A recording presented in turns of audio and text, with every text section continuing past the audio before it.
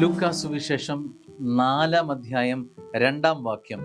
അവൻ പിശാചിനാൽ പരീക്ഷിക്കപ്പെട്ട് 40 ദിവസം അവിടെ കഴിഞ്ഞുകൂടി. 40 നോമ്പ് അതിൻ്റെ ദിനത്തിലേക്ക് വരികയാണ്. സ്നേഹമുള്ളവരെ, യേശു തമ്പുരാൻ ഉണ്ടാകുന്ന ഒരു അനുഭവം പറയുകയാണ്. അവൻ പിശാചിനാൽ പരീക്ഷിക്കപ്പെട്ട് 40 ദിവസം അവിടെ കഴിഞ്ഞുകൂടി. സത്യത്തിൽ അത് ദൈവാനുഭവത്തിൻ്റെ നാളുകളായിരുന്നുവെങ്കിലും അത് മൽപ്പിടുത്തത്തിൻ്റെ നാളുകളായിരുന്നു. അത് പോരാട്ടത്തിൻ്റെ ദിനങ്ങളായിരുന്നു.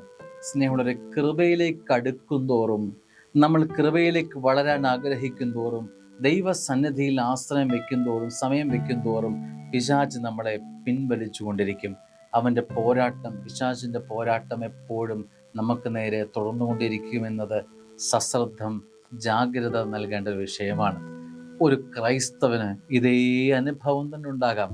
ഇന്ന് പ്രാർത്ഥിച്ചേക്കാം, ഇന്ന് കുറച്ച് സമയം ദൈവസന്നിധി ചെലവഴിച്ചേക്കാം, ഇന്ന് നന്നായിട്ടൊരു വിശുദ്ധ കുർബാന അർപ്പണം നടത്തിയേക്കാം, ഇന്നൊരു കുമ്പസാരം നടത്തിയേക്കാം, ഇന്ന് തനിച്ചിരുന്ന് കുറച്ച് സമയം പ്രാർത്ഥിച്ചേക്കാം, നോമ്പൊക്കെ അല്ലേ, കുറച്ച് സമയം ഈശോയോടൊപ്പം ഇരുന്നേക്കാം, ഒക്കെ തീരുമാനമൊക്കെ എടുക്കും. പക്ഷേ പിശാച് നമ്മളെ അത് ചെയ്യാതിരിക്കാനുള്ള വഴികളും ഒരുക്കുകയും. സ്നേഹം, ഇതാണ് പിശാച് നമ്മളെ പരീക്ഷിച്ചുകൊണ്ടേയിരിക്കും.